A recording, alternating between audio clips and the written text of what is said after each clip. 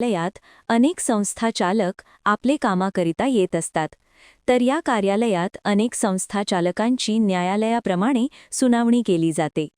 अशातच आज प्रभारी सहाय्यक धर्मदाय आयुक्त श्रीमती नीलिमा मालोदे हे कोर्ट हॉलमध्ये सुनावणी सुरू असताना व यावेळेस अनेक संस्था चालक असताना कोणालाही कोणतीही सूचना न देता ते कोर्ट हॉल व कार्यालय सोडून निघाले.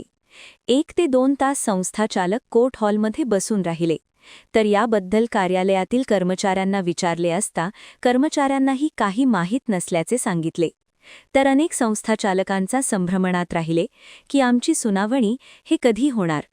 तर आता पुढची तारीख घेण्यासाठी सगळ्या संस्था चालकांनी संबंधित बाबूकडे गर्दी केली व प्रभारी सहाय्यक धर्मदाय आयुक्त यांच्या विरोधात रोष व्यक्त केला. व अशाने आमचा वेळ घालवण्याचा काय अर्थ. सध्या तरी आठवड्यातून एकच दिवस प्रभारी सहाय्यक धर्मदाय आयुक्त नीलिमा मालोदे बसतात. मात्र यामध्येही फक्त कार्यालयात 2 तास बसून निघून जातात. त्यामुळे अनेक संस्था चालकांनी यावर आपला आक्रोश व्यक्त केला. तर असेच काम सुरू राहणार तर आमचे काम कधी होणार असा प्रश्नही यावेळी संस्था चालकाकडून उपस्थित करण्यात आला.